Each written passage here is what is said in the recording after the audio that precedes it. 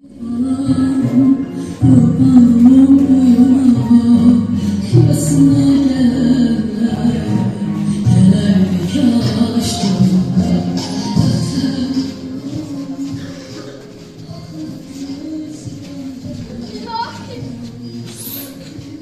derttir verdin bana.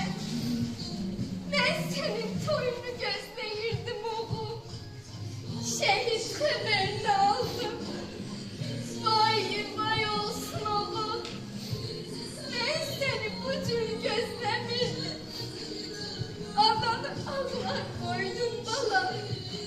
Sana yapıldım. Ben onu sana tapşırdım ilahi. Demeli sen onu özüne aparmışsan. Sensiz getir ilim, ayım. Sağalmazdır sine dağım. Ömrüm boyu yüreğinde arzularım kaldı yarım. Hem dertliyem, hem gururluyam. Çünkü senin kimi şehidin anasıyam. İgil balam, şehit balam. İmkan varsa kayıt balam. Koparmayın şehit adlı yaramı. Düşmenler duymasın bu feryadımı. Bilmirəm sevinim yağlayım mı? Adım tarixlərə yazdı şehidler. Hakkın dərgahına qalxdı şehidler.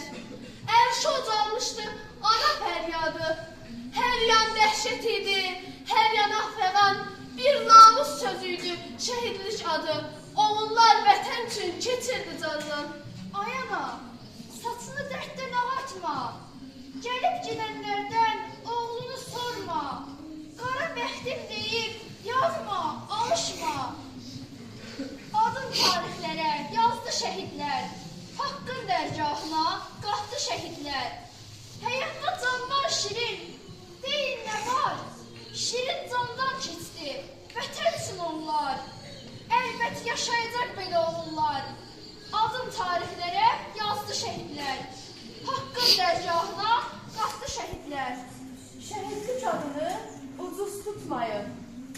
Öldüler sözünü dile almayın. Onlar yaşayırlar, siz unutmayın.